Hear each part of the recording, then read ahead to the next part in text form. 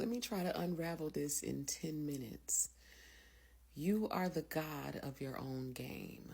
Okay, imagine playing a video game and sending, a small piece of your consciousness, into a video game. I mean, anyone who plays games, this is what you're doing anyway. So it's like, as you're playing the game, a part of you becomes the avatar in the game that you're playing. And, you can really get lost in it, emotions, all that, anger, joy, exhilaration, all of this, okay? This is the reason why people enjoy playing these games. It stimulates us in this way. Part of your consciousness is in this virtual reality. Now, think about the non-playable characters in the reality. These non-playable characters were written into the game to be your opponents, to challenge you, to test all of your strengths and all of your weaknesses and all of your fears, okay? And so they're doing their job when they are triggering you, when they are testing you, when they are trying you. This is what they were written into the game to do. Okay, so relating this to on several different levels, because I'm speaking, I hope that you guys are hearing me, because I don't want to get too deep, but the narcs in your life they understood the assignment. They are the non-playable characters in your lives, okay? Their job is to be your opponent in this game, okay? And to try to, win the game. Okay, any narcissist that just pay attention to how they think. They are very competitive. They think everything is a contest. They think life itself is a contest, because for them it is. They are literally running on a program. Their pathological jealousy of you is of the fact that they know that you are not running on a program. They see that you make movements and you're able to do things that they are not capable of doing. Okay, and they also know that you are connected to something greater than they have any understanding of. You are connected to the one who is holding the controller of the game. So it's like when you sent a piece of your consciousness into this game, you entered into a world that you are in, but you are not of. So you are in this world, but not of it. Okay, and you are aware of it, those of you who are awakened. Some people go into the game and get so hypnotized by the game that you can't get out. Now, this is, and they become an NPC, okay? Now, for those of you who have remained connected, these are the quote-unquote spiritual people who know that, it's only a small piece of my consciousness that is focused here in this reality. There is a bigger me, and this is what I've always referred to it as, is the big me, because that's what it feels like. The part of me that's in 3D feels like the small me, and the part of me that is guiding and protecting me feels like the big me. Okay, and so, but you can, as long as you keep the knowledge that not all of you is focused here in this reality.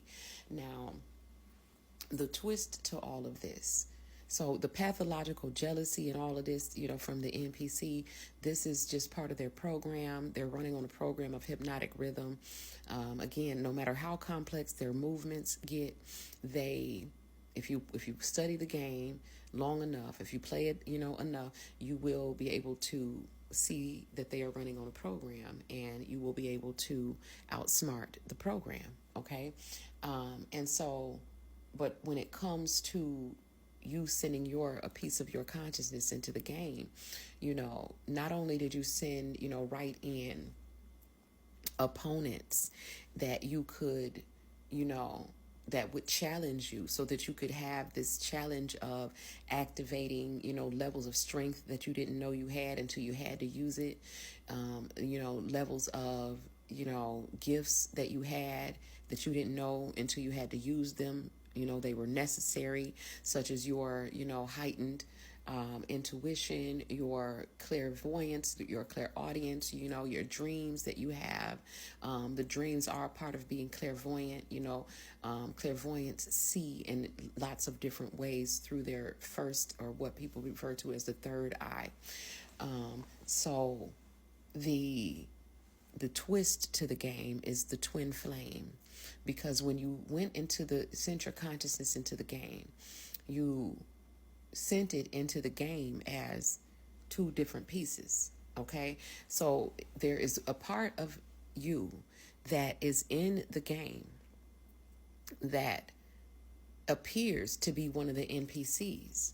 Okay, it's moving like the NPCs, it's doing all the things that the NPCs does, but once you get to a certain level in your growth, so it's like once on a certain level that you get to, you have the ability to actually activate this character by merging with this character in the game, and you and this character becoming something new.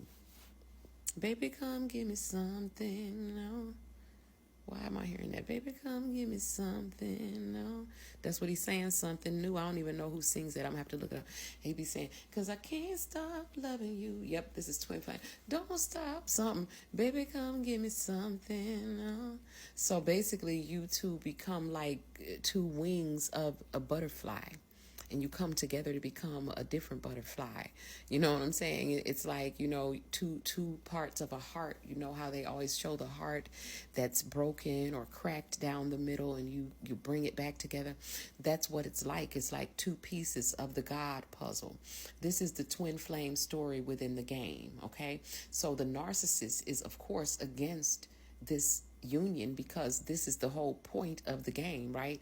The point of the game is to go in and save the damsel in distress, go in and awaken, the sleeping, God that is whatever what's happening in the reality.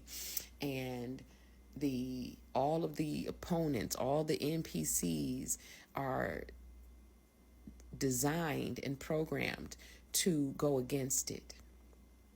And, again, some of their movements are very easy to see, and some of their movements are more complex than others, okay?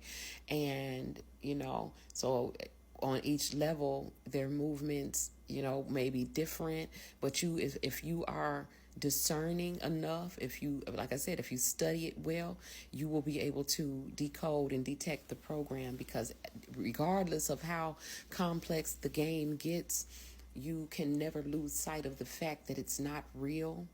It's a program, no matter how complex it seems, and it seems like it's moving of its own autonomy. That it's a program, okay? And don't forget the object of the game, because you came here.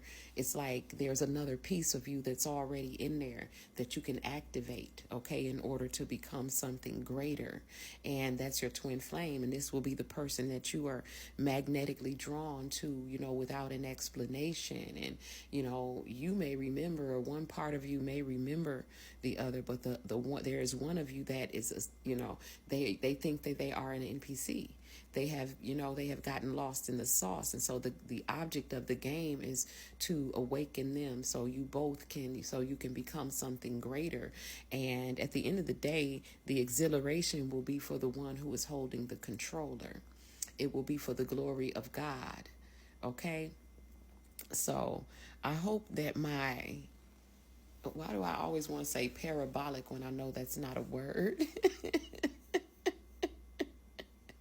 I feel like a lot of my channels come in like parable form. I love it though. I love it because, I'm listening to it too, okay? I hope that it made sense. I hope that it's helping you guys to understand. Feel free to ask questions, and I love the feedback for those of you, who leave comments, and also who reach out to me in the inbox. And this is the beginning of something new. Baby, come give me someone tell me who sings that. I don't even know that song. Something new. All right, I will see you guys later. I'm going to get some rest. Peace, peace, peace.